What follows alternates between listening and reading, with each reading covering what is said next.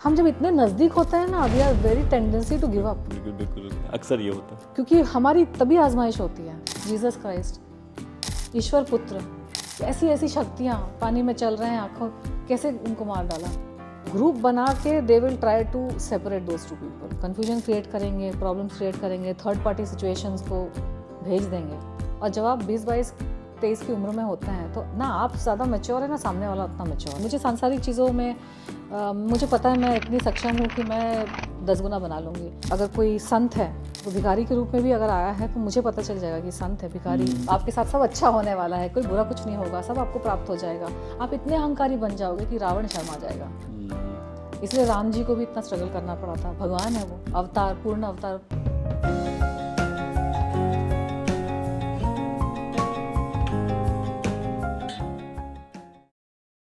आपको पता है कितनी इंपॉर्टेंट इसलिए बात है क्योंकि हम अक्सर लोग को सोचते हैं कि लाउड रिएक्शन ही सोचते हैं, लेकिन ज़िंदगी में हमेशा लाउड रिएक्शन नहीं होता है। कुछ बार इतना मतलब सटल होता है, तो कि आप क्योंकि आपने उम्मीद एक बार खो चुकी है, आप खुद खो चुके हैं। क्योंकि जब रिजेक्शन होता है ना, मिस इंडिया में जब मेरा रिजेक्शन हुआ, आप शायद अपने आप को आपने बाद में बोल दिया कि नहीं मैं तो और भी मुझे चांसेस हैं। मैंने तो बोला अपने आप को मैं जब तक होता नहीं मैं डालती रहूंगी अपनी। लेकिन उस मोमेंट में दूसरे लोगों को पार्टिसिपेट करते हुए देखना स्टेज पर, जो वो पैजेंट तो हुआ उस साल का, मैंने कितने कष्ट में मैंने उस पैजेंट को देखा होगा अपने दिल को पकड़ के कि यार मैं होती। उस वक्त नहीं समझ में आता है कि भगवान जी अपने टाइम पे सब करते हैं। तो भगवान पे आस्था, आप भगवान में किसको सबसे ज्यादा क्लोज अपने को उस समय मानती थी? बचपन में बहुत ही वेग मेरा रिलेशनशिप था। बचपन में it was to the universe, but I knew that I am being, मुझे पता था कि कुछ है, कुछ चीजें हैं जो मुझ पर मुझे देख रही हैं। क्योंकि बचपन में मेरे बहुत सुपरनैचुरल एनकाउंटर्स होते थे। अच्छा, हाँ, कोई इंसिडेंट? बहुत सारे। मैंने I met Jesus face to face when I was a kid. हाँ, Okay. और वो बहुत क्षण भर के मोमेंट्स होते हैं, वो जिंदगी भर याद रहते हैं।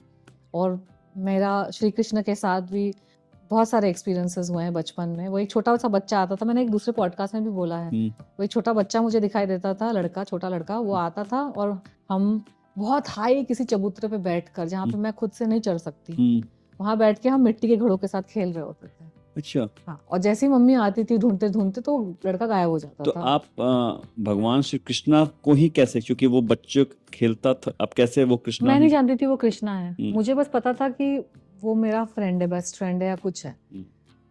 मतलब जैसे बच्चों की दोस्ती हो जाती है ना, you are a little kid, तो कोई दूसरा बच्चा मिल गया, बस ये दोस्ती हो किस गया। एज की बात कर रही हैं आप अप्रॉक्स? ये मेरी बहन के पैदा होने से पहले की बात है, अच्छा। 3, 4, 5 के पहले। हाँ, तो उस वक्त मुझे नहीं पता था कि ये श्री कृष्णा है। बस वो बच्चा जब भी, तब तो स्कूल भी नहीं जाती थी, तो अकेले अकेले रहती थी, तो वो प्रकट हो जाता था, हम बैठ के खेलते थे, लेकिन कभी ऐसे नॉर्मल जगह पे नहीं, ऊंची किसी हाई जगह पे जहाँ पे मेरे चढ़ने का कोई पॉसिबिलिटी नहीं है। I had vertigo. तो आप कैसे वहां चली मुझे कोई मेमोरी नहीं होती थी, मुझे कोई मेमोरी नहीं होती थी कि मैं कब, मुझे बस याद आता था कि मैं गेट तक आई, गेट कब खोला और मैं कब चढ़ गई, वहां पे कैसे चढ़ी वो भी मुझे याद नहीं होता था। बस मम्मी आती थी ढूंढते ढूंढते, तो मैं किसी हाई जगह पे बैठी हुई हूँ और मम्मी पूछती थी तुम यहाँ कैसे चढ़ी, I was too small to climb up over there. तो मम्मी को लगता था किसने चढ़ाया होगा। फिर मैंने एक बार मम्मी को बोला कि इसने चढ़ाया, मेरे दोस्त ने। तो मम्मी बोलती कौन?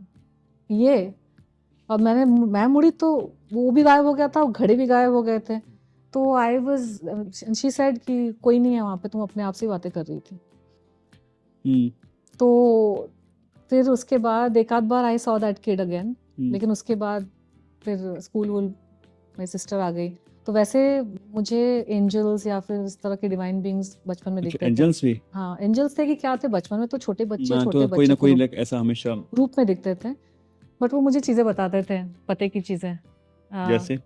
जैसे कि मैंने अभी रिसेंटली एक पॉडकास्ट में बताया कि हमारे कॉलोनी में एक मर्डर हो गया। अच्छा। उस पुराने वाले, वहाँ इसी वजह से डैड ने दूसरा फ्लैट खरीद लिया था, क्योंकि वो हमारा पहला घर था, वो बंगलो घर था, बड़ा था, बहुत कंफर्टेबल था छोटे शहर के लिए। लेकिन वहाँ पे उस एरिया में ना थोड़ा सा वो शमशान घाट दूर था, नजदीक था, तो वहाँ से डॉगीज लोग हड्डियाँ लेके आते थे। फिर वहाँ से कुछ लोग भी शायद आए थे और उन्होंने किसी का मर्डर कर दिया, किसी लेडी का। उसके 6 महीने पहले जो मेरी एक इनविजिबल बेस्ट फ्रेंड हुआ करती थी, एक तो छोटा लड़का था और एक छोटी लड़की भी थी। अच्छा। Both were not real, can you imagine?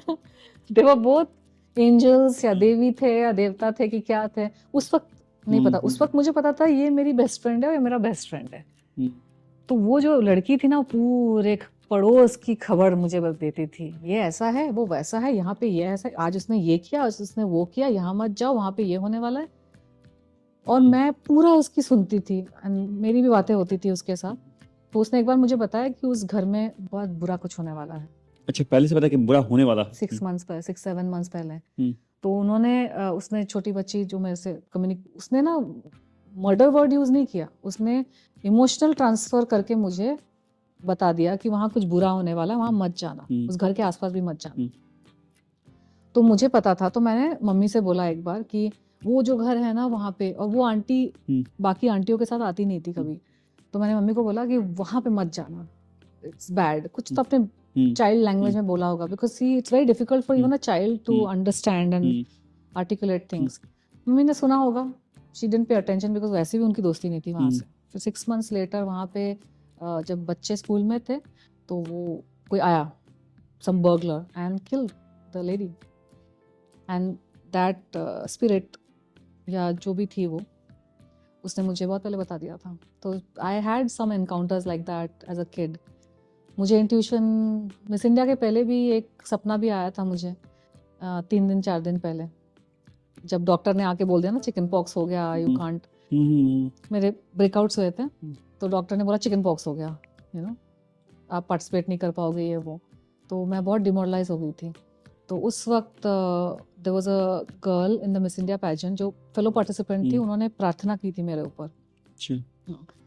उन्होंने, she was a Christian girl, and उसने बोला कि तनु परेशान मत हो, वो मेरी फ्रेंड थी, तो परेशान मत हो, कोई बात नहीं, पार्टिसिपेट कर लो, कुछ नहीं होगा, ये वो सब ठीक कर देंगे भगवान। जो अपनी जिसकी श्रद्धा होती है, लोग उसका ही नाम लेके आपके ऊपर प्रार्थना करते। तो उसने मेरे पे प्रार्थना की। तो उस रात को सुबह 4 बजे मुझे एक विजन दिखा, जिसमें मैं फ्यूचर में चली गई थी ऑलरेडी 3 दिन बाद, जो पेजेंट होने वाला था, जिसकी मुझे एकदम ही उम्मीद नहीं थी। अब डॉक्टर बोल के चला गया था आपको चिकन पॉक्स हो गया, आप पार्टिसिपेट नहीं कर सकते हो। कुछ नहीं था, वो चिकन पॉक्स भी नहीं था, कुछ भी नहीं था, जस्ट अ स्ट्रेस रिएक्शन, क्योंकि डैड उस वक्त जॉन्डिस हो गया था डैड को। तो मुझे पता चला होगा कि मैं यहाँ पे ब्यूटी पेजेंट में पार्टिसिपेट कर रही हूँ, वहाँ पे dad is having jaundice, doctor, अस्पताल, तो थोड़ा सा इंटरनलाइज हो गया होगा स्ट्रेस मेरा, तो ब्रेकआउट। डॉक्टर बोल के गया चिकन पॉक्स। अब मैं दुखी आत्मा की तरह बैठी हूँ बेड पे, वो आके प्रार्थना करके गई। I forgot about it, I slept in the night. At 4 o'clock in the morning मैंने विजन देखा कि मैं फ्यूचर में चली गई हूँ, और फ्यूचर में मैं स्टेज पर खड़ी हूँ, और मेरी जो विजन है वो 360 डिग्री विजन है। तो नॉर्मली हम सामने देखते हैं, हमको गर्दन घुमानी पड़ती है यहाँ वहाँ देखने के लिए, बट जब आप एस्ट्रल ट्रैवल करते हैं आत्मा के रूप में, अगर आप कभी फ्यूचर में चले गए या कहीं और चले गए, तो आपकी विजन 360 डिग्री होती है। मैंने पूरा स्टेज देखा, मैंने पूरी पब्लिक को देखा, और मैंने वो क्राउनिंग मोमेंट भी देखा जब मेरा नाम अनाउंस होता है। और तब जब मैं जब सो रही थी, जब ये सपना हो रहा था, तब स्टेज बना भी नहीं था। समझा। स्टेज बना भी नहीं था, लेकिन मैं वहां पहुंच गई थी, मतलब भगवान, क्योंकि मैं इतना डिमोरलाइज हो गई थी कि मैं एक्चुअली सोच रही थी कि पैजेंट को छोड़ के घर जाऊंगी, कि डैड, मतलब डर लग गया था मुझे कि क्योंकि वो बीमार पड़ते नहीं है कभी। तो I was trying to leave the pageant. तो भगवान जी gave me this vision to show me, don't leave, you are going to win, you are this close. हम जब अपने मुकाम पे, चाहे आपका कोई भी मुकाम हो लाइफ में, यू नो, ये तो मिस इंडिया है, आप कुछ भी, हम जब इतने नजदीक होते हैं ना, we are very tendency to give up. बिल्कुल, अक्सर ये होता है, क्योंकि हमारी तभी आजमाइश होती है, तब पूरी सृष्टि हमारी हमको आजमाती है, टेस्ट कम टेस्ट। अब तभी सबसे ज्यादा इंसान गिव अप करता है। इस पूरी दुनिया में जितने लोगों ने गिव अप कर दिया है ना, किसी भी चीज को, अपने सपनों को या कोई भी चीज को, वो उस वक्त उन्होंने गिव अप नहीं किया है जब कोई पॉसिबिलिटी नहीं थी। उन्होंने तब गिव अप किया है जब आप इतने नजदीक हो। यहाँ इतने नजदीक आने के बाद आजमाइश तो होगी ही ना, क्योंकि आपके दिल की जो तमन्ना है, आपकी जो इच्छा है, आपके अंदर जो भगवान ने चीज डाली है, ये जो चीजें होती है ना कि हमें ये प्राप्त करना है, ये भगवान ही डालते हैं। ये भगवान ने डाला है, इसीलिए आप इतने स्ट्रांगली उसको फील कर रहे हैं। तो भगवान थोड़ा सा टेस्ट तो करेंगे ना, सृष्टि भी टेस्ट करेगी, क्योंकि आपको वो चीज मिल रही है जो चीज इतने लोगों को, लाखों लोगों को चाहिए। आप बहुत गहरी बात बता रही हैं, और ये बात आपके सुनकर कितने लोग को हिम्मत आएगी, क्योंकि ये बहुत सही में बहुत गहरी बात आप बता रही हैं। क्योंकि अक्सर लोग जब सफलता के पास होते हैं तो गिव सही अप कर बताओ, देते हैं। क्योंकि उनको उनको अपना पास्ट स्ट्रगल बस याद है। हम्म, आप स्ट्रगल करते करते कितनी दूर निकल आए हैं, आपने वो फैसला आप नहीं देख पा रहे हैं क्योंकि योर विजन इज लिमिटेड। आप जब फिनिश लाइन क्रॉस करेंगे ना, आप मुड़ेंगे, तब आपको वो फासला दिखेगा, डिस्टेंस दिखेगा कि आप कहाँ थे और कहाँ से आप आए हैं। अगर वो देखने की आप में क्षमता हो जाएगी ना, तो इंसान कभी गिव अप नहीं करेगा। आपकी इस बात पे मुझे जस्ट याद आया, मैं 2 दिन पहले मेरी मुमताज़ जी से बात हो रही थी, जो अपनी एक्ट्रेस हैं। तो मैंने ऐसे पूछा कि कुछ आप ऐसे टिप्स जो छोटे शहर में जो लड़कियां हैं या जो एक्ट्रेस बनना चाहते हैं, आपकी नज़र में क्या ऐसे टिप्स है कि उनको सफलता का। तो उन्होंने कहा कि और सब बातें बताई, लेकिन उन्होंने एक बात बोला कि निशांत, एक बात मैं हमेशा बोलूँगी कि भगवान पर विश्वास और कभी भी गिव अप नहीं करना। क्योंकि आप जब आपको अपने आप पर विश्वास है और आप जब कंटिन्यू लगे हुए हैं, तो भगवान इतना निर्दयी नहीं है कि आपको वो चीज़ नहीं देगा, आपको देगा ही देगा। बस वो आपकी परीक्षा ले रहा होता है कि आप गिव अप कर रहे हैं कि अपने नहीं। वक्त पे देते हैं। बिल्कुल बिल्कुल। और भी चीजें होती है, कभी कभार अगर भगवान आपको कोई चीज उस वक्त नहीं दे रहे हैं, उसका मतलब ये भी हो सकता है कि भगवान आपको बहुत कुछ देना चाहते हैं, जी। जो अगर आपको वो चीज उस वक्त मिल जाएगी ना, तो आप बाकी चीजों को एक्सेप्ट ही नहीं करेंगे। ऐसा भी होता है। तो भगवान चीजों को डिले इसलिए करते हैं क्योंकि वो चाहते हैं कि चिट भी आपकी हो और पट भी आपका हो। तो कभी कभार चीजें डिले होती है, it doesn't mean it will not come. वो अगर हम उन पे आस्था रखें, उनसे कनेक्टेड रहे ना, तो ये भी भगवान हर रिजेक्शन में या फिर कभी भी कोई चीज़ वर्कआउट नहीं होती है तो भगवान वो भी डाल देते हैं कि अभी उसका वक्त नहीं था, लेकिन कंटिन्यू करते रहो। क्योंकि इंसान स्ट्रगल करते करते थक जाता है, इसीलिए वो गिव अप करता है फिनिश लाइन पर, क्योंकि उसको इतने डिसअपॉइंटमेंट्स हो चुके हैं पास्ट से, और इतनी सारी चीज़ें होते होते नहीं हुई, इतनी चीज़ें प्राप्त करते करते रह गए। ये जो एक पूरा माइंड में एक बैगेज हो जाता है, आत्मा में बैगेज हो जाता है। मुझे लगता है ये बैगेज जो होते हैं ना तनु, कि आसपास के जो लोग होते हैं, हमारे अपने जो लोग होते हैं, वो इतनी सारी बातें समझा रहे होते हैं प्रैक्टिकल लाइफ के बारे में, देखो ऐसा नहीं वो होता भी, तो है, हाँ। तो वो हमारे दिमाग में बैठता पड़ता, और वो हमें नहीं पता होता कि वो क्या बैठा दिए, वो आपके दुनिया के सबकॉन्शियस। लिए practicality means giving up on your passion, giving up on dream. बिल्कुल। लेकिन दुनिया के लिए वो दुनिया सही है, हम्म, क्योंकि जो पैशन होता है ना, ये प्रैक्टिकलिटी के परे होता है। एक तो 100%। इतने प्रैक्टिकल अगर मैं होती ना, तो मैं कुछ नहीं कर पाती लाइफ में। संन्यास और ये सारे आध्यात्म की चीजें तो अभी बाद में शुरू हुई, बिल्कुल उसमें भी बिल्कुल। बहुत कुछ मैंने प्राप्त किया, वो भी नहीं हो पाता। द थिंग इज कि पैशन जो है ना, वो एक बर्निंग डिजायर, वो आपके अंदर जो ईश्वर बैठे हैं ना, उसका एक कण है जो वो एक्टिवेट हो गया है। मतलब आपके अंदर का जिस दिन पूरा पूरा ईश्वर एक्टिवेट हो जाएगा, उस दिन आप बुद्ध बन गए। उस दिन आप पूरे ही एक ज्वाला बन गए, यू नो। और आपके ज्वाला बनने से पूरी दुनिया में रोशनी फैल गई। लेकिन उस स्टेज को आने से पहले छोटी छोटी चिंगारियां तो आएंगी ना। जब भगवान आपके अंदर एक्टिवेट होना चाहता है ना, तो सबसे पहले वो आर्टिस्टिक इंस्टिंक्ट या पैशन की कोई चीज या मोहब्बत की कोई चीज, ये सारी चीजें मोहब्बत के फील्ड में आती है। You know, you love something. मोहब्बत आपने की, मोहब्बत के बारे में बताइए आपको। वो टॉपिक फिर कभी, मेरी मोहब्बतें अभी तक कोई सक्सीड नहीं हुई। सक्सीड तो अलग चीज है, लेकिन मैं वो सबसे आपके जीवन का पहला प्यार, जब आपको पहला एक फीलिंग्स रहा होगा। और मुझे बहुत बार प्यार हुआ है, लेकिन अभी तक शादी नहीं हुई, तो इसीलिए मैं उस टॉपिक से थोड़ा सा डिसइल्यूजन्ड हो गई हूँ। क्यों आपको क्यों लगता है कि वो क्या ऐसा रीजन रहा कि आपको प्यार हुआ? क्योंकि मैं इंसान की रूह पढ़ लेती हूँ, और मैं भगवान से जुड़ने का एक नेगेटिव साइड इफेक्ट ये होता है कि भगवान आपको फ्यूचर भी दिखा देते हैं। क्योंकि कभी आप यंग होते हैं, एंथुसियास्टिक होते हैं, और ऑफ कोर्स लोग पसंद आते हैं, लेकिन क्या होता है कि जब फ्यूचर की बात होती है, आपका भाग्य लिखा गया है, भगवान ने लिखा है, तो कुछ चीजें वर्कआउट नहीं होनी होती है, हम उसको खामोखा पकड़ के बैठते हैं। मैं सबकी बात नहीं कर रही हूँ, मेरे लाइफ में मैंने एक फुल कंप्लीट लाइफ जी है, you no. But at the same time relationship की बात कर रहे हैं। हाँ, रिलेशनशिप, वर्क, करियर, आप तो देख ही रहे, पूरी प्रोजेक्टरी, मतलब चलाने वाला कोई और है।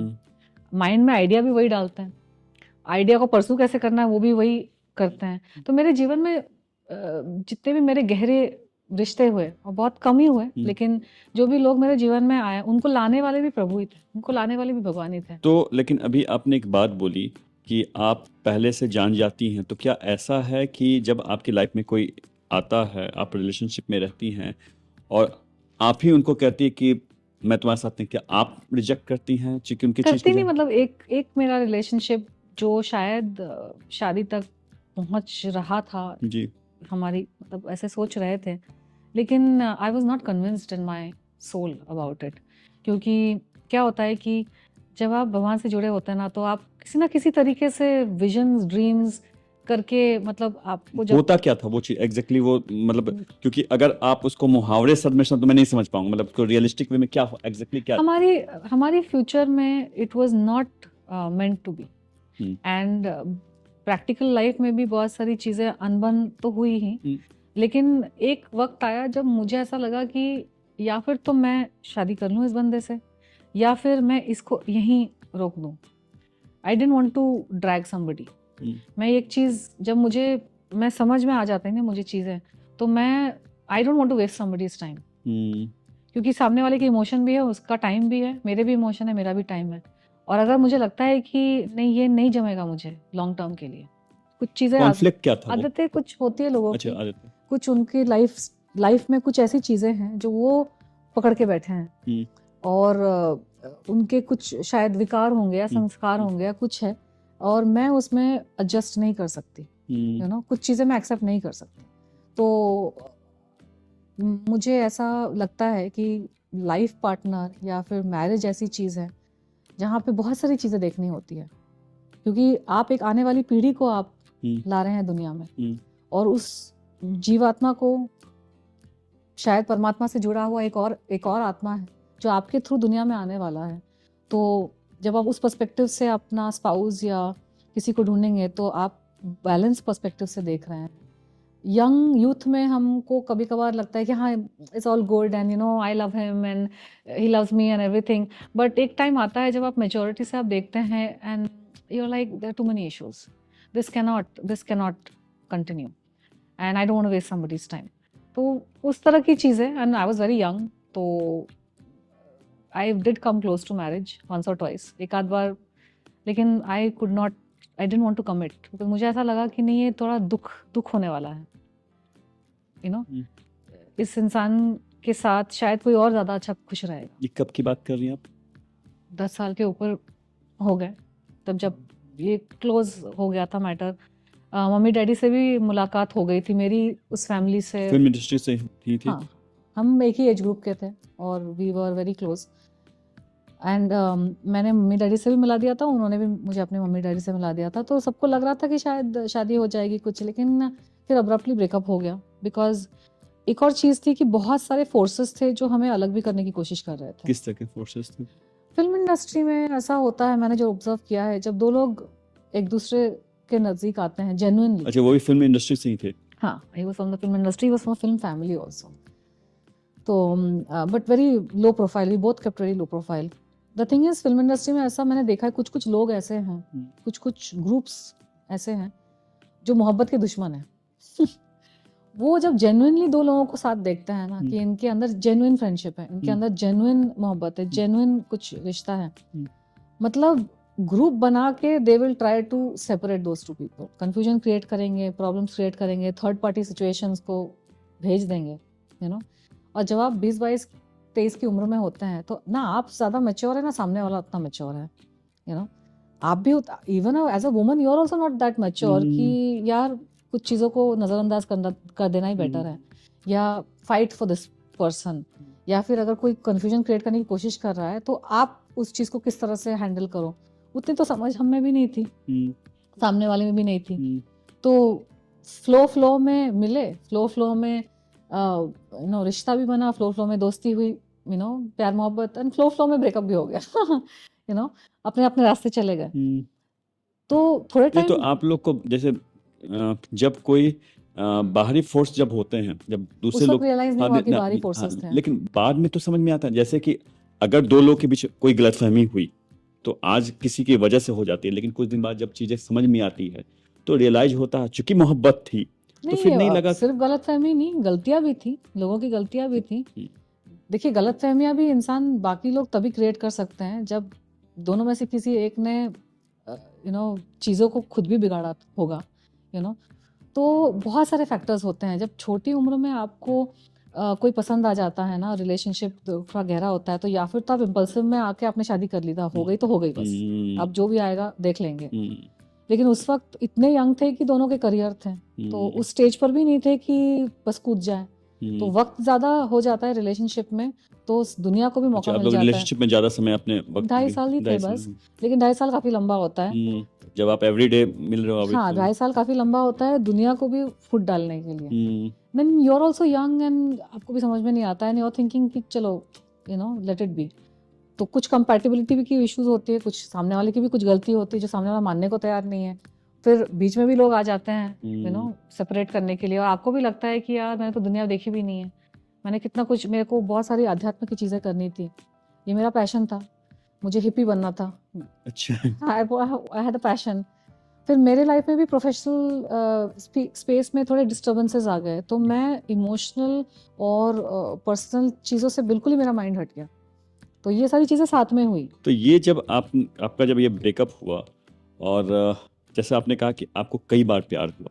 कई बार नहीं, मतलब एक अच्छा अच्छा वन सीरियस अच्छा रिलेशनशिप एंड वन अदर अच्छा मे ओके बी समथिंग। हाँ, जी जी जी मुझे इतनी आसानी से प्यार नहीं होता है, लेकिन मेरे लाइफ में कुछ लोग आए डेफिनेटली, एंड बहुत गैप के बाद, कि ऐसा नहीं कि मैं बॉयफ्रेंड बहुत जल्दी चेंज करती हूँ कि आज ये ख़त्म हुआ तो दूसरा फटाक से मुझे कोई मिल जाएगा। मैं अपने आप को वक्त देती हूँ। अगर कोई गहरा रिश्ता रहा है, for whatever reason it has broken up, it's a very bad idea to jump into another relationship. आपको पहले तो असेस करना है कि इस चीज़ को छोड़ना है परमानेंटली। पहले वो अपने आप से बहुत अंदर एक अंदर आपकी तक आपको असेस करना है, तो सेपरेशन में आप ये असेस करते हैं। मैं काफ़ी अंतर्ध्वन करती हूँ हर चीज़ में, प्रोफेशनल हो पर्सनल हो, किसी भी चीज़ में मैं ऐसी चीज़ों को ना पकड़ती हूँ झटके से, ना छोड़ती हूँ झटके से।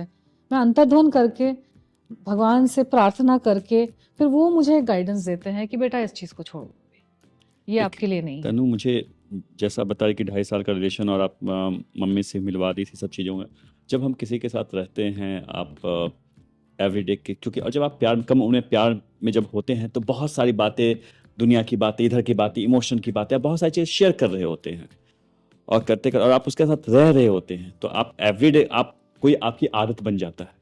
हाँ, अब आदत ही बहुत हाँ, तकलीफ देती है छूटने और में। वो जब छूटती है, वो चीज़ें बहुत जब तकलीफ होती है देती है, तो हाँ। वो एक अलग डिप्रेशन लेवल पे वो एक अलग ही आदमी कुछ और हो जाता है। हाँ, मेरा एक फेज़ ही बहुत ख़राब गया। जो उस फेज़ में मेरा ब्रेकअप भी हुआ, हालाँकि मैंने ही ब्रेकअप किया था, और बहुत कॉम्प्लिकेशंस भी चल रहे थे पर्सनल लाइफ में, और फिर प्रोफेशनल लाइफ में ब्रेकअप के होते साथ कुछ लोगों को लगा अब तो ये फ्री है, सिंगल है, कूद पड़ो उसके ऊपर, तो कंट्रोवर्सी जो सेट वगैरह पे हुई लोगों के मिसबिहेवियर से, वो उसका ही एक हिस्सा था कि लोगों को लगता है कि कोई एक्ट्रेस अकेली हो गई है, सिंगल हो गई है, तो शी इज़ हाँ, अवेलेबल, लोग को अपॉर्चुनिटी लगता है कि अपॉर्चुनिटी लगता है, तो उससे भी कॉन्फ्लिक्ट्स क्रिएट होते हैं। तो मेरा हम्म, वक्त बहुत ख़राब था 2007 और 8 में। हालांकि मैं टॉप पर थी एज एन एक्ट्रेस। वही लोगों को समझ नहीं आता है कि जब आप जो देख रहे हैं ना, वो पूरा छलावा है, वो एक इल्यूजन है। नहीं, आपकी फिल्में जो आशिक बनाया आपने, ये सब जो फिल्में सारी आपकी उस तो वक्त कमाल आई थी, कमाल हाँ। कमाल की मुझे हाँ, याद है वो उस वक्त 2004, 5, 6, 7, 8। हाँ, तो 2008 में मैं एकदम पीक पर थी, मेरी बहुत सारी फिल्में रिलीज हो गई थी और हिट हुई थी, मैं एकदम स्टार थी। पर 2007 में मेरा एक बहुत इमोशनल रिलेशनशिप जो मेरे लिए कुछ मायने रखता था, बहुत मायने रखता था, वो ब्रेकअप हुआ। और मैंने ही ब्रेकअप किया, लेकिन वो होना ज़रूरी था क्योंकि मेरे भाग्य में वो नहीं था, और अगर मैं उसको खींचती ना तो मैं उसका भी वक्त ज़ाया करती, अपना वो वक्त ज़ाया क्या करती। एग्जैक्टली मैं वो बात डिटेल में नहीं जाना नहीं समझ चाहती। गया। हाँ, I prayed to God over it कि मैं इस चीज़ को, मैं I want to let go, कि मुझे बहुत ज़्यादा स्ट्रेस और एंजाइटी हो रही थी उस रिलेशनशिप को लेकर, हमारी किसी चीज़ को लेकर। Somehow we are not able to come on the common terms.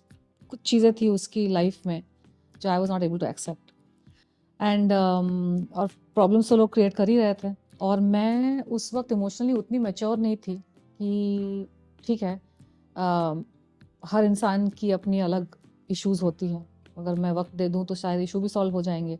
उतनी समझ मुझ में भी नहीं थी, और आप भी यंग होते हो तो आप में भी एक एरोगेंस होता है कि यार मैं क्यों झेलूं, ये सारी चीज़ें। What ever said and done, वो उस चीज़ का उस वक्त नहीं था, वो मेरे भाग्य में नहीं था, और उनके भाग्य में मैं नहीं थी। तो ब्रेकअप हुआ, अलगा हुआ, लेकिन मैं काफ़ी दुखी हो गई थी, और फिर वो प्रोफेशनली भी थोड़े मेरे कंट्रोवर्सीज ये सब हो गए, तो आई वाज जस्ट दिमाग का तो दही क्या में अभी तक आपने जो शादी नहीं किया तो कहीं ना कहीं वो चीजें नहीं वो नहीं नहीं वो ऐसा नहीं कुछ नहीं, I moved on, I moved on, क्योंकि एक बार जब ये, क्योंकि उसके बाद मैंने आध्यात्म का रुख लिया। क्योंकि professionally also I was not happy with few things that had happened, and personally also I was in this space, and I was hurting emotionally, I was little hurt, and दिमाग का मेरा दही हो गया था। ऐसा मेरे को डील ही नहीं करना, किसी चीज़ से डील नहीं करना, ना किसी, ना मुझे डेट करना है, ना मुझे किसी आदमी से बात ही नहीं करना मुझे। I don't talk to anybody, I don't work, I don't go to a shooting, मुझे I don't want anything to do with this world. मैं जा रही हूँ आश्रम मतलब मेरा वो स्पेस हो गया था। और मुझे कुछ फ्रेंड्स भी मिल गए थे उस वक्त जिनका एग्जैक्ट ट्रेजेक्टरी मेरे जैसा ही था, उनका भी ब्रेकअप हुआ था। एक मेरी फ्रेंड, फिल्मी फ्रेंड्स, हाँ फिल्म थोड़े मीडिया फील्ड, तो मिक्स, तो मेरे कुछ फ्रेंड्स थे जिनके लाइफ में भी सिमिलर चीज़ें हो रही थी, उनका भी ब्रेकअप हो गया था। एक मेरी फ्रेंड थी जिनके डैड की डेथ हो गई थी, तो वो बहुत ज़्यादा मतलब वो हो गए थे, तो वो उसकी मम्मी आश्रम जाने लगे थे। और मैं वैसे भी स्पिरिचुअल बुक्स पढ़ती थी अपने टीनेज ईयर्स से, तो हम लोग बुक्स एक्सचेंज करते थे। तो उस वक्त मैंने उसको एक बुक दी, किसी गुरुजी की लिखी हुई बुक, तो वो पहुंच गई आश्रम। फिर मुझे क्यूरियोसिटी हुई कि अरे ये बुक पढ़ के आश्रम पहुंच गई, तो मैं उस वक्त बहुत वीडियोस देखती थी, ये सारे आध्यात्मिक वीडियोस, 2009, 8, 9, 10 की बात है। तो फिर मैं पहुंच गई वहाँ पे, और मेरा ग्रुप धीरे धीरे चेंज हो रहा था, क्योंकि जैसे ही मैंने ब्रेकअप हुआ ना, तो ब्रेकअप के पहले जो मेरे बॉयफ्रेंड थे, जो मेरे साथ थे, उनका एक सर्कल था, तो मैं उन्हीं के सर्कल में मैं रहती थी। मेरा एक सर्कल भी था, लेकिन समहाउ ब्रेकअप होने के बाद, जो लड़कियों के साथ बहुत होता है, ब्रेकअप होने के बाद आपको रियलाइज होता है कि आपका कोई था ही नहीं, यू नो। सर्कल भी उसका था, फ्रेंड्स भी उसके थे, और जो आपके थोड़े बहुत फ्रेंड्स थे वो भी उसकी वजह से आपके साथ फ्रेंड्स थे, यू नो। तो फिर यू आर सडनली अलोन। थोड़े बहुत फ्रेंड्स रहते हैं, थोड़े बहुत आपकी फ्रेंड्स रहते हैं। जो दूसरी फ्रेंड थी जिसका भी ब्रेकअप हुआ था, तो दोनों बैठ के अपना दुखड़ा रोते थे, ये वो, यू नो, लाइफ ने हमारे साथ क्या किया टाइप, यू नो। हालांकि वहां पर भी उसी ने ब्रेकअप किया था, यहाँ पे मैंने ही ब्रेकअप किया था, लेकिन बस ऐसी है। तो ये आप जब बता रही हैं उस समय, उन्होंने फिर बाद में शादी वगैरह की? मेरी फ्रेंड ने? नहीं हाँ, अच्छा, मेरे जिनके, हाँ, उनकी शादी हुई, उनको शादी करनी थी, उनका शायद बचपन से ही ख्वाब था शादी करना। मुझसे मेरे मिलने से 3 महीने बाद उन्होंने मेरे को शादी प्रपोज कर दिया। मुझे ये चीज नहीं, जस्ट मैं अभी आपसे जब बातचीत कर अच्छी तरह से बोल रही हूँ, he really wanted to get married. मुझे मिलने के 3 महीने बाद ही had asked me to marry, he had asked me to marry lots of times, but I was really not sure. अच्छा, मैं विकिपीडिया पढ़ रहा था, जो नाम दिया गया है आप उन्हीं की? नहीं, let's not get into Wikipedia. वो जी। मेरे तो दुनिया भर के लिंकअप्स लोगों ने किए हैं। अच्छा, मेरे ऐसे लोगों के साथ लिंकअप किए हैं लोगों ने जिनके साथ मैं मिली भी नहीं हूँ, कोई लेना देना नहीं है, तो विकिपीडिया खैर वो तो मैं नहीं उस ढंग से नहीं जानता हूँ। मेरे सीरियस रिलेशनशिप एक ही कह सकती हूँ, एक आधी सीरियस रिलेशनशिप, दोनों रिलेशनशिप में शादी तो उनको करनी थी, बट पहले रिलेशनशिप में I was not even sure about the guy. Second relationship में I was kind of sure, kind of, it was, you know, एक फीलिंग तो थी। समहाउ लॉन्ग टर्म में ना मुझे ऐसा लग रहा था कि मैं बहुत मतलब दुखियारी आत्मा बन जाऊंगी। अच्छा, हाँ, क्योंकि I think we were both very young, and कभी कभार मुझे लगता है कि ना मर्दों को थोड़ा मैच्योर होना पड़ता है ये देखने के लिए कि अरे you are living with a human being. वो मर्दों को एक एटीट्यूड होता है कि तू औरत है, you know, you are suppose to stay in your place, and I am alpha, I am this and that, मेरी मर्जी चलेगी, मैं कुछ भी करूँ, you have to accept it. तो वो थोड़ा सा यंग लड़कों में थोड़ा सा वो एरोगेंस होता है, तो इसलिए जो यंग एज के जो रिलेशनशिप्स होते हैं ना, वो लड़कियों के भी हार्ट ब्रेक वर्कआउट नहीं होते, लड़कों के भी नहीं होता है, बिकॉज लड़कों को सीखना होता है कि you are living with a person. आप शादी जिससे करना चाहते हो, ऐसा नहीं कि मुझे शादी करनी है, तू मेरे से शादी कर ले। लड़की भी देख रही है कि शादी के बाद मैं खुश रहूंगी तेरे साथ, कि अब जैसे रुला रहा है पूरी जिंदगी रुलाएगा, यू नो। लड़कियां वो सोचती है कि अरे यार ये अभी ऐसा है तो बाद में कैसा होगा, जो भी है। और लड़कियों को समझना होता है कि आप एक इंसान के साथ हैं, उसकी एक फ्लॉज होंगी, उसकी तौर तरीके होंगे, वो भी सुधरेगा, वो भी चेंज होगा ना। He is not, nobody is born perfect. Maturity तो सब में आती है, तो किसी की गलती नहीं होती, कभी कभार बस वक्त नहीं होता है, और you are not mature enough. आज अगर वैसा ही मुझे कोई मिले तो शायद मैं बहुत सारी चीजें एक्सेप्ट भी कर लूं और इग्नोर भी कर लूं कि इसकी स्टुपिडिटी है, यू नो। क्योंकि ultimately when two people like each other, वो कुछ भी फालतू उनका दिमाग में कुछ भी कर, लेकिन घूम फिर के तो एक दूसरे के पास ही आ रहे हैं।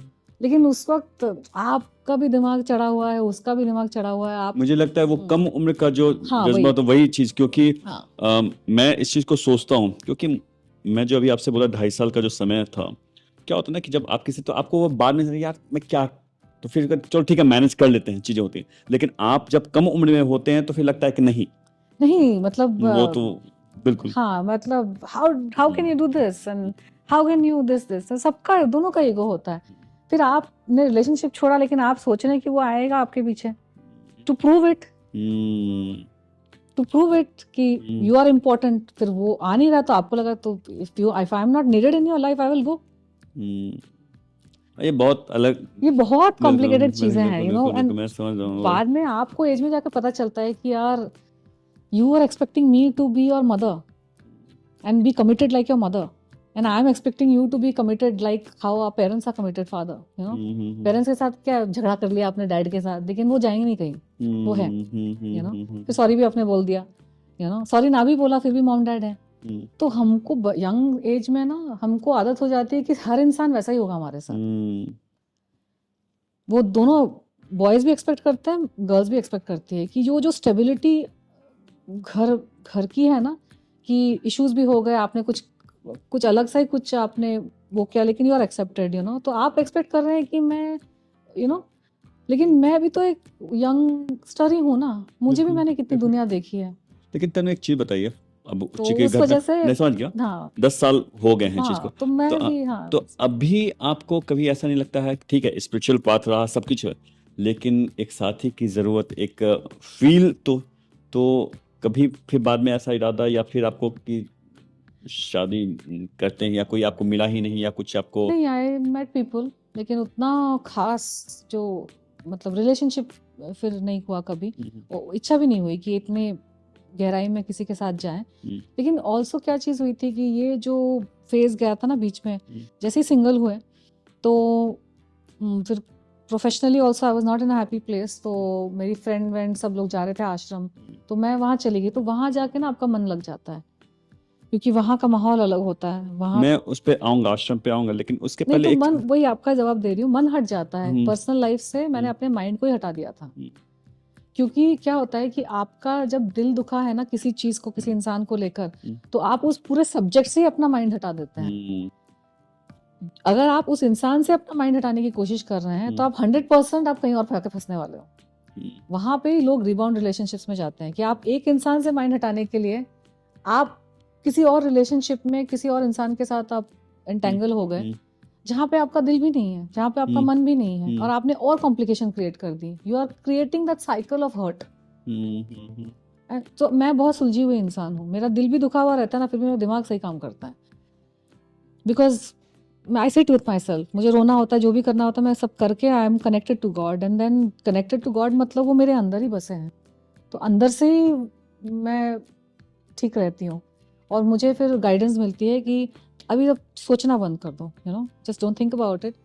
सामने का रास्ता खुल जाता है मेरे सामने, जैसे कि मैंने कहा, अचानक से नए नए दोस्त मिल गए, वो चले गए आश्रम, उनके पीछे पीछे मैं चली गई आश्रम गई, तो आश्रम की चीज़ों में मैं इन्वॉल्व हो गई, और एक नई दुनिया खुल गई।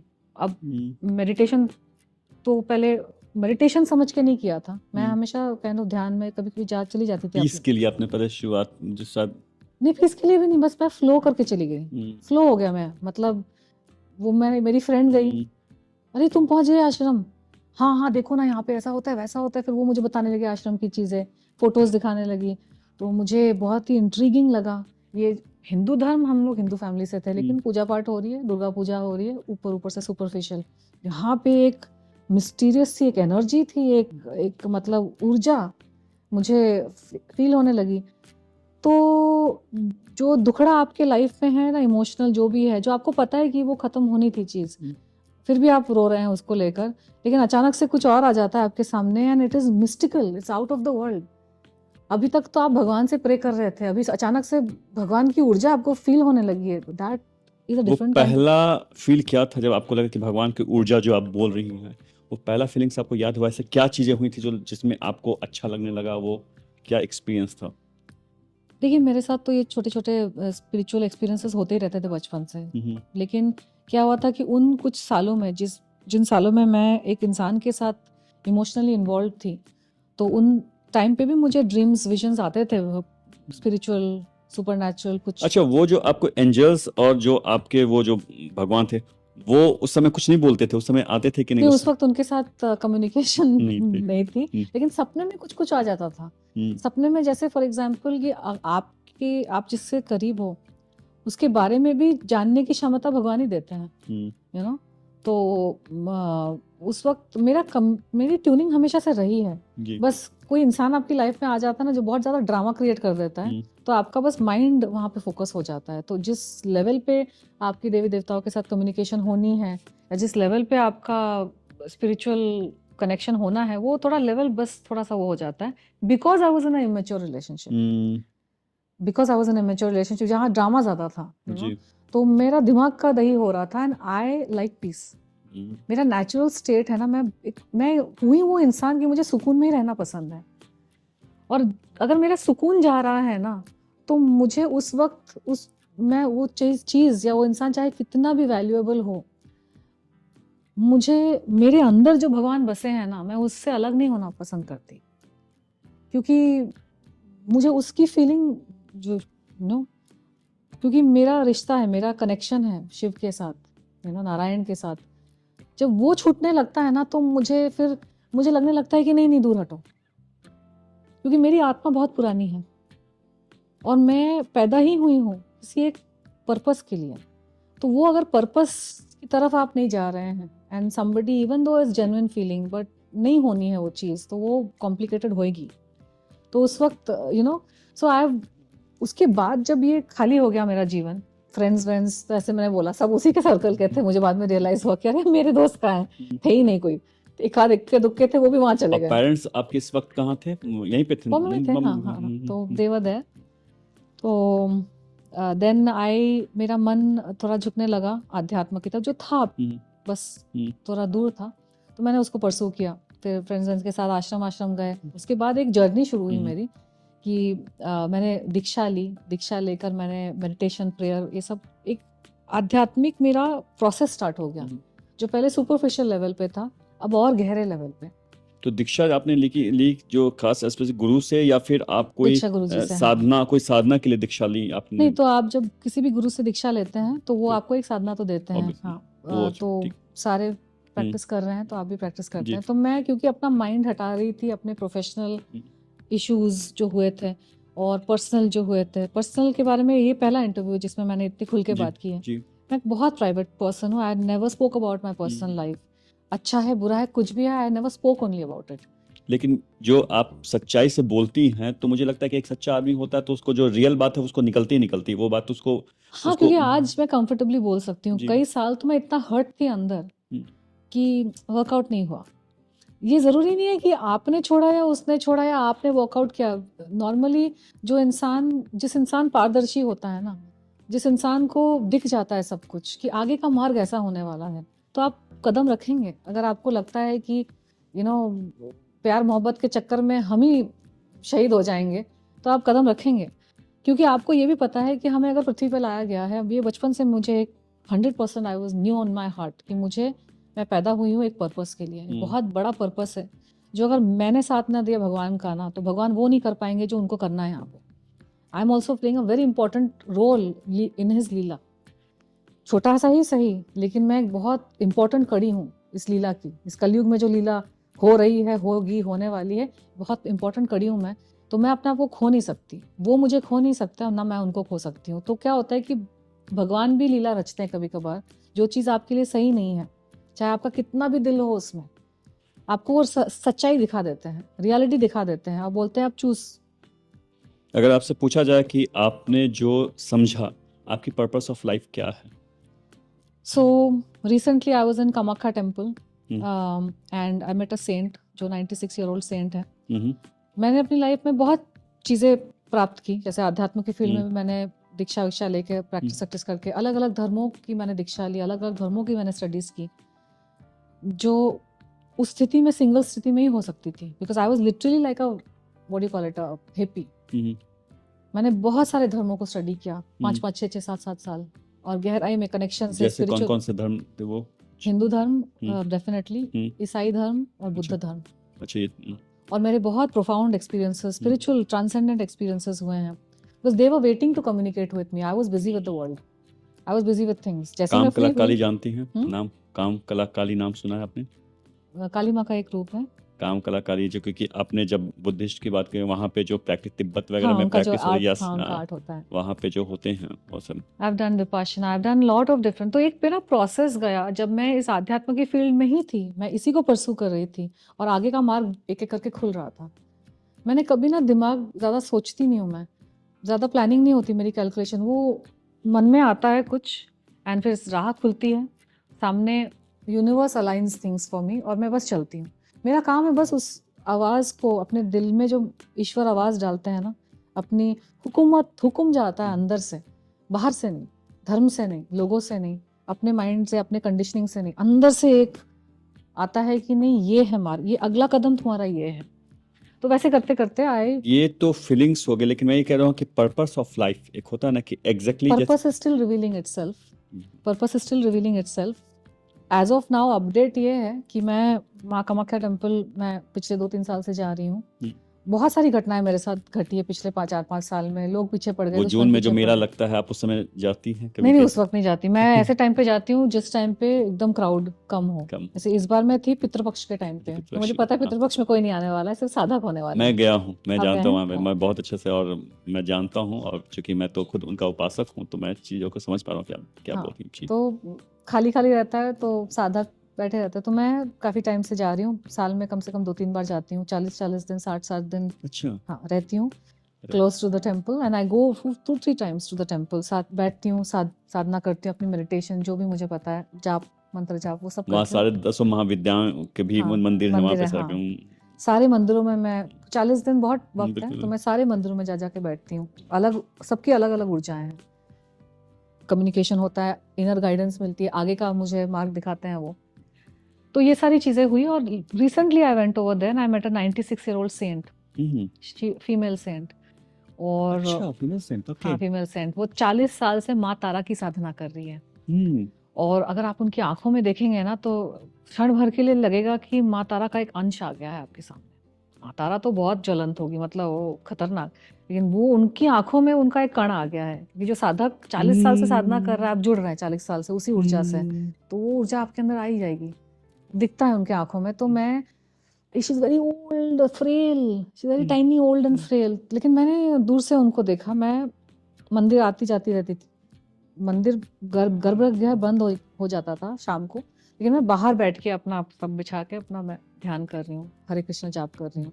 मैंने उनको दूर से देखा, मेरी इच्छा हुई उनसे बात करने की, पुल हुआ कि मैं कुछ बात करूं।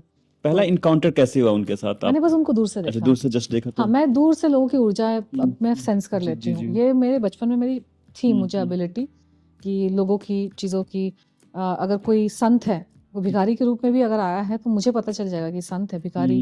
हाँ, अच्छा, ये आप हाँ, क्योंकि आते थे हमारे मानगो वाले घर के गेट पे, आ जाते थे कुछ लोग, जो फकीर टाइप के लोग होते थे, और फॉर सम रीज़न वो आते थे और मुझे पता होता था वो कब आने वाले हैं।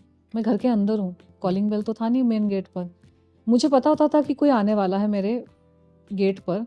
मैं अंदर से अपने ही आप मैं बाहर आ जाती थी गेट पर, और फिर वो गेट पे खड़े होकर मेरे साथ आधा घंटा 40 मिनट वो बात कर रहे हैं, अपनी बातें बता रहे हैं, मैं सुन रही हूँ।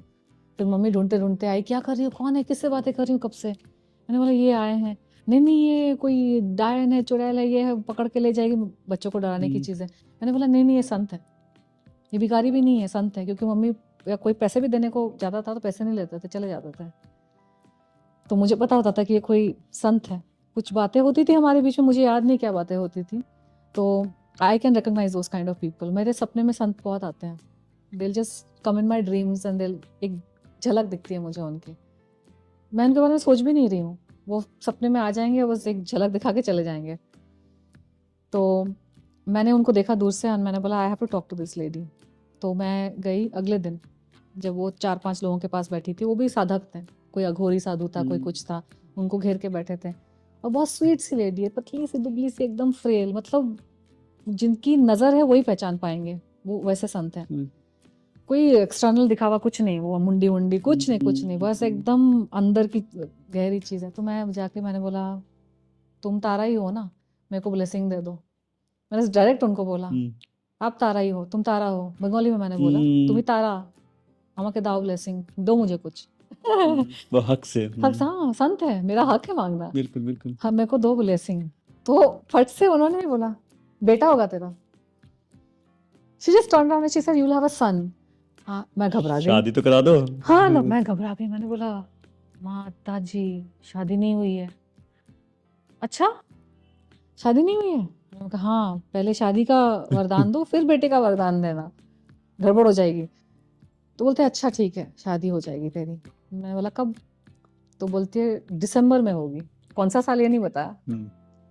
कोई बंगाली में मन तो बोला, एक्चुअली दिसंबर भी नहीं बोला था, कुछ तो बोला था। मैंने बोला इसका क्या मतलब है कि I don't understand the Hindu calendar के वर्ड्स, बंगाली का कैलेंडर ही अलग है। तो मैंने उन आजू बाजू के लोगों ने बोला, किसने बोला मई जून जुलाई अगस्त सितंबर अक्टूबर सारे महीने बोलती है, but nobody knows that month जो उन्होंने आसामीज में बोला उसका मतलब क्या है। एंड यही चीज़ मुझे 3 साल पहले एक टैरो कार्ड रीडर ने अमेरिका में बोली थी मंदिर के अंदर। अभी आपको एक अच्छी बात बता दो कि जो तो वो आगे का अपडेट वही है हमारी नहीं हमारे जो यहाँ की एनर्जी हीलर हैं विनीता वर्मा, तो वो टैरो कार्ड रीड करती हैं, आपके बहुत सारे कुछ प्रेडिक्शन भी करने वाली, वो हम अभी उस बात पे आएंगे। मुझे एक चीज़ बताइए, आपने कभी अपने कहा जाता है ना कि एक आदमी जब अपने को आईने में देखता है तो उसको अपनी बहुत सारी चीज़ें दिखती है कि क्या है कैसे। बचपन की कितनी घटनाएं आपने बताया, कृष्ण भगवान से आप बात करते, कोई एंजल्स भी हैं, इस तरह की बहुत सारी चीज़ें आपको ये भी सेंड भी मिली। आपने कभी अपने आप से कभी सवाल किया है क्या कि यार मेरे साथ ऐसा क्यों होता है, ये जो मुझे बताई जाती है ये मेरे साथ ही क्यों, मतलब या जो घटनाएं घट रही हैं, तो कभी इसके बारे में सोचती है कि नहीं मेरे पास उसका जवाब भी मुझे मिल गया है। वो तो बहुत पहले मैंने पूछ लिया था व्हाई मी, तो भगवान तो जवाब भी दे देते हैं। मेरा हिस्ट्री है, I have my soul has a history. जैसे कि मैंने कहा कि छोटे में मैं देखती थी ना कि मैं तारों से आई हूँ, सितारों से आई हूँ, इट्स अ फैक्ट। बिकॉज जब मैंने आध्यात्मिक की दुनिया में कदम रखा, मेडिटेशन करना शुरू किया, गुरुओं की ऊर्जा से जुड़ी, दीक्षा ली, अपनी प्रैक्टिसेस शुरू की, तो जब मैं अपने आध्यात्म के पाथ पर मैंने चलना शुरू किया तो स्पिरिचुअलिटी का वो बीज तो था मेरे अंदर, वो चीज़ें तो थी, लेकिन जब मैंने साधना शुरू की प्रॉपर तरीके से तो वो खुलने लगा मेरे अंदर, वो जो स्पिरिचुअल एनर्जी है। तो अलग अलग और भी एक्सपीरियंसेस होने लगे, सुपरनैचुरल एक्सपीरियंसेस बहुत होने लगे, विजन्स होने लगे, आगे की चीज़ों को भांप लेना, चीज़ों को जान लेना, जो जानने के कोई तरीके नहीं लेकिन आपको पता है, फिर वो चीज़ें वैसी हो जाती है। तो बहुत सारे एक्सपीरियंसेस होने लगे, तो उसमें पास्ट लाइफ की भी मेमोरीज आती है। आपने कोई अपनी लाइफ देखी पास्ट लाइफ की? काफ़ी सारे लाइफ देखे मैंने एक्चुअली, लेकिन मैं बताऊंगी नहीं उसके बारे में क्योंकि वो कोई नहीं, वैसे भी नहीं, अभी शायद वक्त नहीं है उस इंफॉर्मेशन को रिसीव करने का।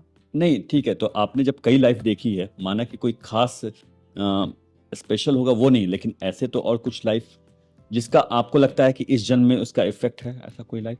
हाँ सभी जन्मों का इफेक्ट, मैंने कुछ आध लाइफ टाइम्स देखी हैं, और उस लाइफ टाइम्स में मेरी मृत्यु कैसे हुई मैंने वो भी देखा है, और सारे ही लाइफ टाइम्स का असर तो है ही, because memory doesn't go right. तो है कुछ आध लाइफ टाइम्स का, जैसे कि मुझे बहुत वक्त लग गया स्विमिंग सीखने में, क्योंकि एक मेरा जीवन था जब मैं कहीं से मेरे उस जीवन में बहुत संघर्ष था, क्योंकि उस जीवन में मैं अपनी जान बचा के, मतलब मेरा आधा जीवन जान बचा के भागने में ही लगा।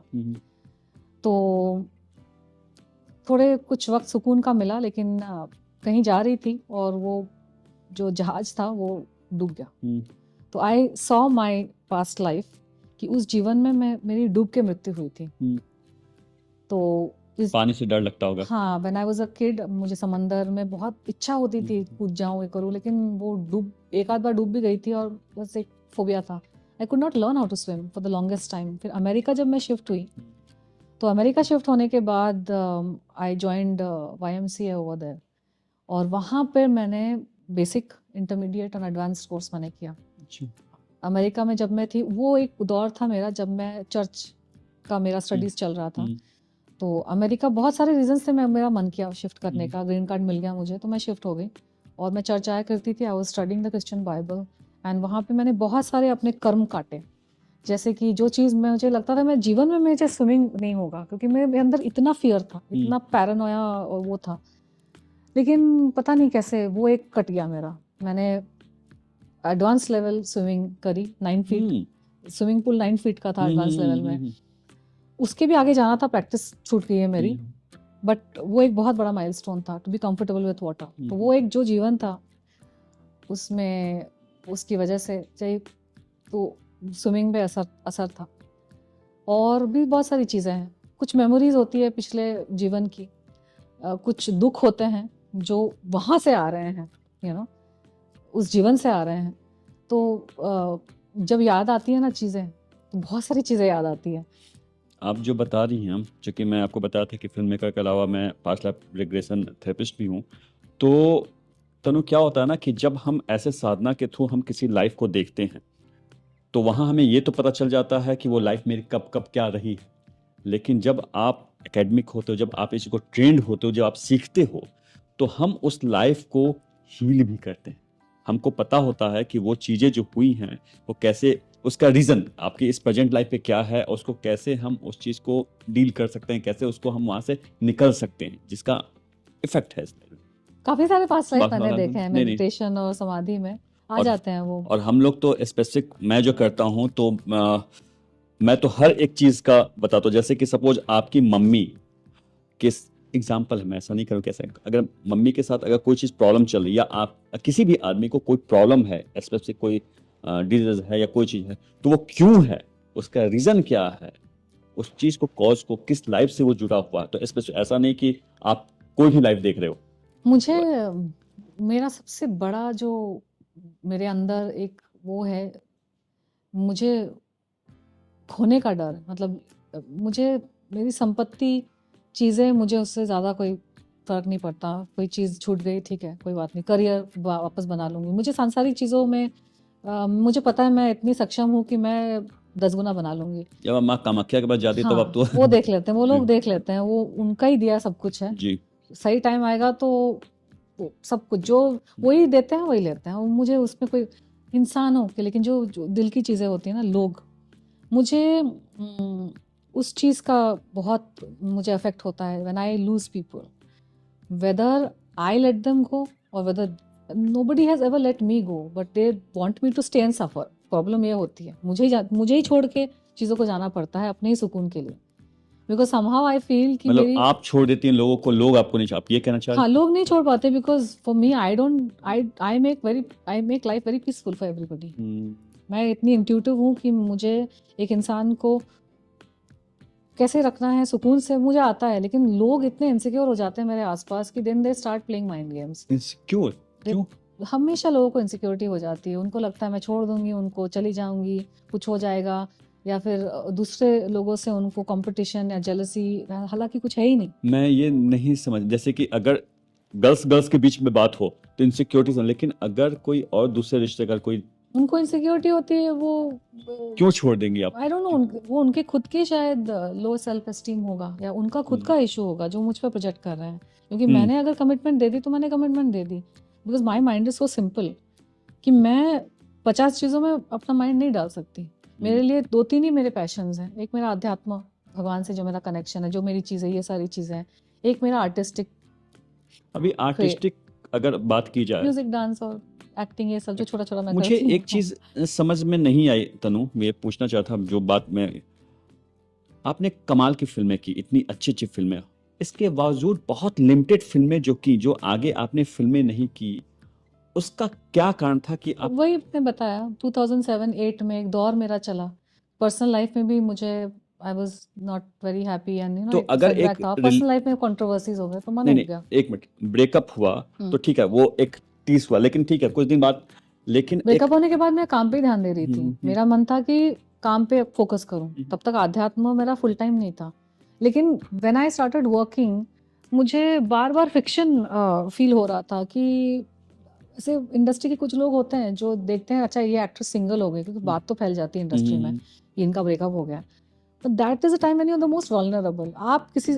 आप इतने vulnerable है कि आप किसी पर्सनल लाइफ से माइंड हटाने के लिए आप काम कर रहे हैं, और यहाँ पे लोग कोई सोच रहा है कि अच्छा ये तो सिंगल है, अवेलेबल है, यू नो, तो फिर उनकी एटीट्यूड बिहेवियर से फिर मुझे परेशानी, जो कंट्रोवर्सीज हुई, तो मेरा मन इरिटेट हो गया था बेसिकली, इसलिए मैं खुद ही अलग हो गई। लेकिन एक चीज तनु मैं समझना चाहता हूँ, कंट्रोवर्सीज जब होता है ना तो आपका दिमाग खट्टा हो जाता है।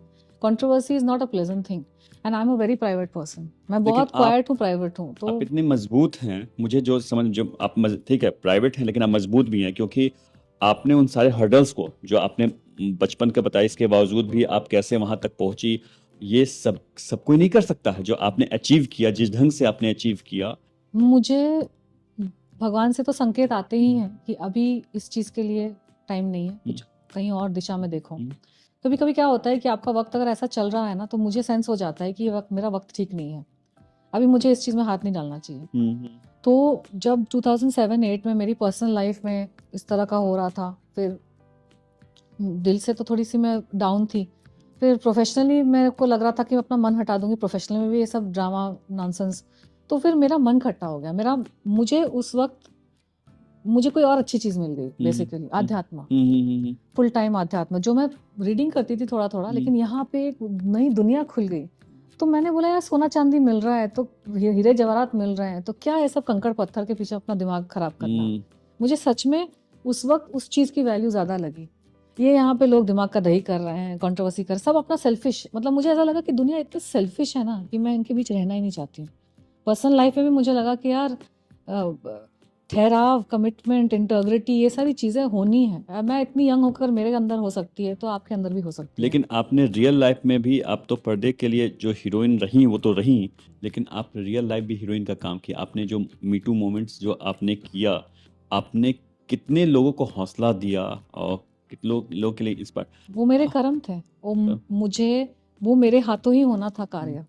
मेरे दुश्मनों को वही बात समझ नहीं आती, जब आप दुश्मनी करते किसी के साथ, उसके पीछे हाथ धो के पड़ जाते हैं परेशान करने के लिए। वो भी चीज़ें हुई पिछले 4-5 साल में, लोग मेरे पीछे हाथ धो के पड़ गए, मेरे प्रोजेक्ट्स खराब कर दिए, क्योंकि एक वक्त अमेरिका से वापस आने के बाद मैं प्रोजेक्ट्स कंसिडर कर रही थी, मूवीज़ भी मैंने साइन की 2020 में, लेकिन 2018 में जो मीटू मूवमेंट हुआ, वो दुश्मन 2020 में भी बैठे हुए थे उसी चीज़ को पकड़ के।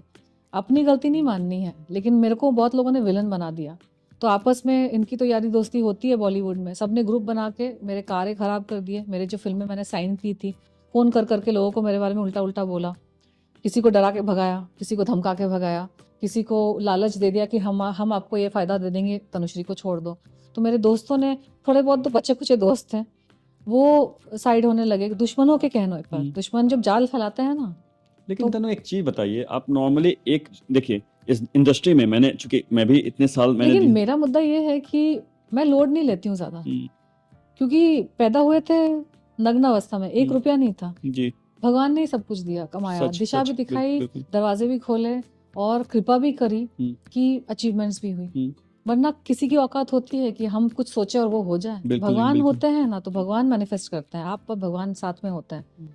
तो उसी का किया कराया था। इसलिए जब दुश्मन ये सब करने लगे, मैंने बोला ठीक है, मैं अपनी साधना कर लेती हूँ, ये अच्छा मौका है साधना करने का, तुम लोग काम नहीं करने दे रहे हो, तो साधना में तो वक्त ही चाहिए होता है ना।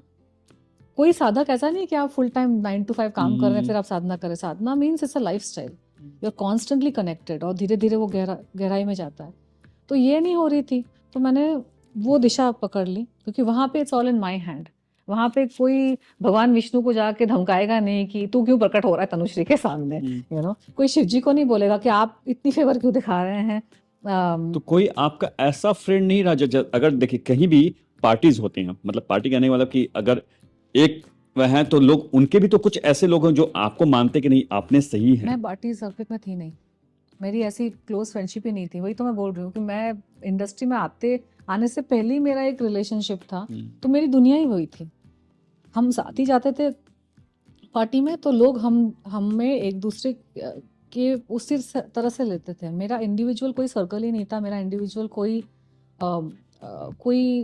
कुछ था ही नहीं। तो जब गया तो सब गया, you know, and glad, because वो कुछ आध फ्रेंड्स भी बेकार ही थे। मतलब मैं, I don't mind losing any of it, you know, या maybe the person I like could have been worked out if we were both mature. पर जो बाकी जो चंटर पंटर फ्रेंड्स थे, वो मुझे उनकी भी असलियत समझ में आ गई कि यार they are fair weathered friends, you know, फिल्में हैं, ग्लैमर है, तनुश्री एक्ट्रेस है तो आसपास है, और अब फिल्में नहीं कर रही है तो क्या मैं, मेरी वैल्यू कम हो गई है क्या? नहीं, बिल्कुल नहीं। बिल्कुल नहीं, लेकिन सामने वाले को ऐसे ही लगता है। वो तो एक प्रोफेशन है।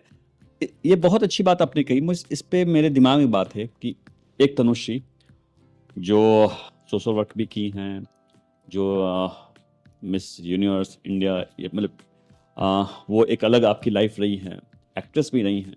इन सब के अलावा अगर मैं पूछूं कि तनुश्री कौन है?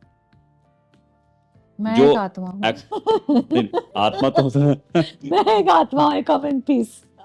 मेरे को एक बार न्यू जर्सी में किसी ने पूछा, कुछ तो बात हो रही थी, उनको पता चला मेरे अध्यात्म और सब डिफरेंट रिलीजन के बारे में है, तो उन्होंने पूछा तुम क्या हो? तो मैंने वो स्टार ट्रेक में वो करते हैं ना, तो मैंने ऐसे बस ऐसे ही जवाब दिया, आई कम इन पीस। मुझे लगता है कि मैं आत्मा हूँ जो परमात्मा से जुड़ी हूँ, और परमात्मा की ही आदेश से, इंस्ट्रक्शन से, प्लानिंग से, साथ में कोलैबोरेट करके प्लानिंग से मुझे यहाँ भेजा गया है, बस एक अच्छा इन्फ्लुएंस होने के लिए दुनिया पर, कि अपना जीवन भी जियो, ऑथेंटिकली जियो, यू नो, तुमको हम सिखाएंगे भी, और बस चलते जाना है, और दुनिया के लिए एक अच्छा एग्जाम्पल सेट करो, क्योंकि बहुत सारे लोग हैं जिनके लिए वो एग्जाम्पल भी नहीं है, उनके पास दिशा ही नहीं है, क्योंकि वो उनको पता नहीं कौन सी दिशा में जाना है। तो तुम्हारे साथ प्रॉब्लम्स भी होंगी, तुमको तकलीफें भी होंगी, सारी चीज़ें होंगी जो इंसान सफ़र कर रहा है, वो सारी चीज़ें तुम, मतलब मेरे और भगवान जी के बीच में वो बोर्ड मीटिंग हुई होंगी एक टाइम पे, जब उन्होंने बोला कि बेटा तुमको मैं भेज रहा हूँ, क्योंकि बहुत सारे वो हैं, वो तुमको देखकर सीखेंगे भी, उनको उम्मीद भी आएगी, एंटरटेन्ड भी होंगे, you will be a full package, full entertainment package you will be on earth, so please go and be your best self. तो मैं वो हूँ। अच्छा, आप अपने को पलट कर जब देखती हैं पीछे, जब भी कोई बचपन की कोई ऐसी घटना या कभी की कोई ऐसी जिसपे आपको लगता है कि गिल्ट, ये मैंने क्या कर दिया, मुझे ये नहीं करना चाहिए, और इससे मेरी लाइफ में गिल्ट बहुत कम रहा है, बहुत कम रहा है, मिस्टेक्स रहे हैं बट गिल्ट बहुत कम रहा है, क्योंकि मैंने अपनी लाइफ में ना बहुत अवेयर डिसीजंस लिए हैं, मैंने मिस्टेक्स की माफ़ी मांगी है। Just because you don't have guilt doesn't mean that you don't ask for forgiveness, क्योंकि गलतियाँ हर इंसान से होती हैं, छोटी बड़ी।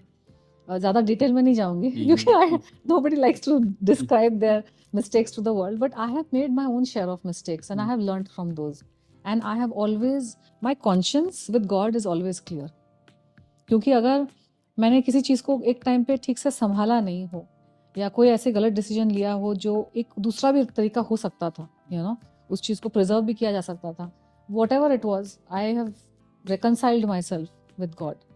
अब मेरे और उसके बीच में बहुत ज़्यादा कुछ गिले शिकवे बचे नहीं हैं, भगवान और इंसान के बीच में। वो गिले शिकवे तब आते हैं, हम रियलाइजेशन पे नहीं आते हैं, भगवान हमारे अंदर पूरी तरह से बस नहीं पाते हैं, क्योंकि हम अपनी गलतियाँ नहीं मानते हैं, हम अपने ईगो पे अड़े रहते हैं, और अगर हम पास्ट की गलतियाँ नहीं मानेंगे ना, तो हम फ्यूचर में जाके वापस वही गलती करेंगे। इसीलिए मानना ज़रूरी हो जाता है, माफ़ी मांगना इसलिए ज़रूरी है। तो ये जो कॉन्सेप्ट है ना फॉरगिवनेस का, वो सिर्फ दुनिया के लिए नहीं है, वो अपने आप के लिए भी है। आप you have to recognise where you have faltered in life. आप हर इंसान को अंतर्ध्वन करना बहुत ज़रूरी है, छोटी से छोटी चीज़ को लेकर, ऐसी कोई अर्थ शैटरिंग बात नहीं कर रही हूँ, वो छोटी छोटी चीज़ें आपका एटीट्यूड क्रिएट करती है लाइफ में। फिर लाइफ में एक दिन जाके आपको एक बहुत बड़ी चीज़ आपको मिलनी थी, लेकिन आपके उस छोटे से गलत एटीट्यूड की वजह से आप उससे वंचित रह गए, वहाँ पे आपको लॉस फील होगा। जो छोटी छोटी चीज़ें होती है ना, जहाँ पे हमने गलती कर रहे हैं, बार बार कर रहे हैं, अब सुधारने की भी इच्छा नहीं हो रही है, यू नो, मान ही नहीं रहे कि गलती है, करनी नहीं, सुधारना ही नहीं है, हम जैसे हैं हम वैसे ही रहेंगे, वो आगे जाके आपको फल देगा। जब बहुत कुछ इम्पोर्टेंट, कुछ बड़ी चीज़ आपको प्राप्त, चाहे वो आध्यात्म में हो या मटेरियल वर्ल्ड में हो या पर्सनल, बहुत बड़ी चीज़ आपके हाथ से निकलेगी, क्योंकि आपने वो छोटी सी गलती, छोटा सा एटीट्यूड, क्योंकि हमारी हर एक्टिविटी कर्म के बेसिस पे हमारी आदतें बनती हैं, हमारी आदतों के बेसिस पे हमारा एटीट्यूड बनता है, हमारी डेस्टिनी तैयार होती है।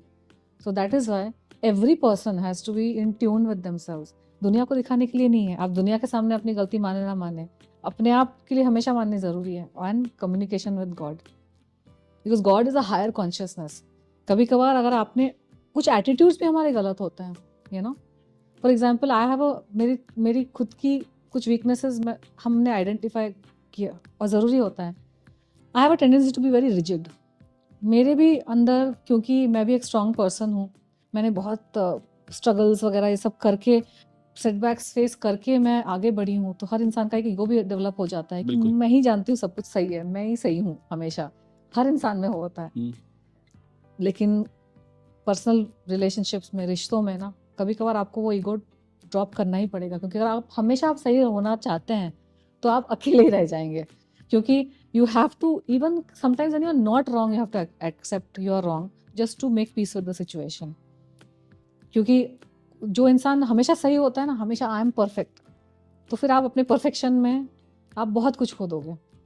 वैसे भी ये कहा जाता है कि आर्गुमेंट में या तो आप रिश्ते को जीत लो या फिर आर्गुमेंट को जीत लो। हाँ। कई बार ऐसा होता है कि आर्गुमेंट तो जीत जाते हैं, लेकिन आप You अपने have to रिश्ते को sometimes be flexible and bend a little bit in life and even accept other people's flaws. सामने वाला भी इंसान फ्यूचर अपने पास्ट से आ रहा है ना, उस वो भी अंदर से कितना कुछ है, वो भी फिनिश्ड प्रोडक्ट नहीं है। That person is also not perfect, उसकी भी फेलिंग्स होगी, उसकी भी कुछ चीज़ें होंगी जो आपको एक्सेप्ट करनी है, फॉरगिव भी करनी है, you know, and you have to let things go. तो इंसान होना मतलब ही कि आप चाहे कुछ भी हो, फरिश्ते हो, एलियन हो, एंजल हो, कहीं से भी आप आए हो, यहाँ पे आके ना सबको असलियत का ज्ञान हो जाता है। This is a great equaliser planet Earth. इसीलिए तो पुराने पुराने ज़माने में, सत्युग के भी पहले पहले ज़माने में देवता लोग आते थे, देवता आते थे, बड़े बड़े देवता, ब्रह्मांड के देवता यहाँ आते थे पृथ्वी लोक पर ध्यान करने के लिए, हरि को प्राप्त करने के लिए, क्योंकि यहीं पे वो प्राप्त होते हैं जब आपका पूरा हिसाब क्लियर होता है। क्योंकि बड़े देवता माफ़ कर देंगे, आपको स्वर्ग लेके जाएंगे, वो उनकी ठाठ है, लेकिन हरि पूरा हिसाब बराबर एकदम एक एक कण का हिसाब करके फिर वो आपको, आप उनके असिस्टेंट्स लोगों से भी आप मिल पाएंगे या उनकी ऊर्जा। तो मैं मानती हूँ कि ये एक हम्बलनेस प्रोसेस है हर आत्मा का, पृथ्वी पर जन्म लेना, इंसान बन के जन्म लेना। तो ये जो तकलीफ इंसान झेल रहा है ना, वो सबकी कहानी है। अच्छा। और आप यहाँ पे आए हैं and you will get a red carpet treatment, you know, let's roll the red carpet for you. आपके साथ सब अच्छा होने वाला है, कोई बुरा कुछ नहीं होगा, सब आपको प्राप्त हो जाएगा। आप इतने अहंकारी बन जाओगे कि रावण शर्मा जाएगा। इसलिए राम जी को भी इतना स्ट्रगल करना पड़ा था, भगवान है वो, अवतार, पूर्ण अवतार विष्णु के, कितना उनको स्ट्रगल करना पड़ा। जीसस क्राइस्ट, ईश्वर पुत्र, ऐसी ऐसी शक्तियां पानी में चल रहे हैं, आंखों, कैसे उनको मार डाला, क्या उनको गलत गलत इल्ज़ाम लगा के, गलत गलत इंसान लगा के इस तरह से उनको वो किया। कृष्ण भगवान को भी टॉर्चर किया बचपन से। तो है ही, दुनिया ही ऐसी है। इसीलिए जब अध्यात्म की राह पे चल के ये सब ज्ञान होने लगता है ना, then you learn to let go, you learn to forgive, कि चलो जान दो यार।